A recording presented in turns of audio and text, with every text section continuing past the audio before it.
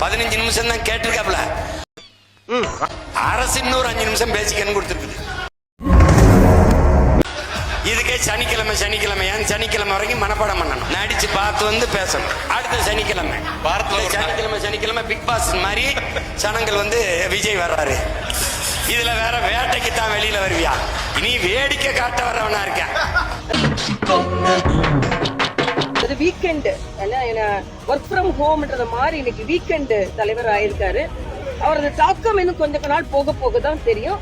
மக்களை சந்திக்கலன்னு சொல்லிட்டு இருந்தா இப்ப மக்களை சந்திக்க ஆரம்பிச்சிருக்காரு. ஒரு அரசியல் தலைவர் என்ற வகையில் தான் சகோதரர் விஜய் அவர்கள் சனிக்கிழமை மட்டும் நான் பிரச்சாரத்துக்கு வருவேன், சனிக்கிழமை மட்டும் மக்களை பார்ப்பேன், ஞாயிற்றுக்கிழமை மட்டும் மக்களை பார்ப்பேன், மற்ற திங்கள் செவ்வாய் புதன் வியாழன் வெள்ளி நான் பார்க்க மாட்டேன் அப்படிங்கிறது ஒரு புதிதாக வந்திருக்கக்கூடிய அரசியல் கட்சிக்கு ஒரு பொறுப்புமிக்க தலைவர் அந்த மாதிரி செஞ்சே கிட்டத்தட்ட டிசம்பர் வரைக்கும் நம்ம கொண்டு போயிட்டோம் அப்படின்னா மக்கள் வந்து டெஸ்ட் பண்ணுவாங்க. இது எல்லாமே அதுக்கான காலம்.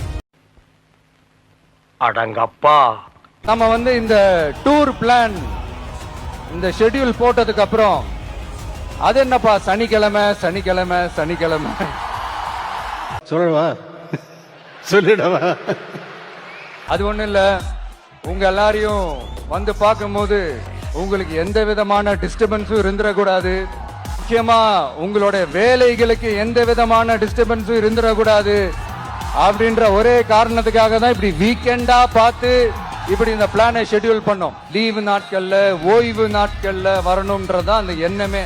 அது மட்டும் இல்ல, அரசியல்ல சில பேருக்கு நம்ம ஓய்வும் கொடுக்கணும் இல்லையா?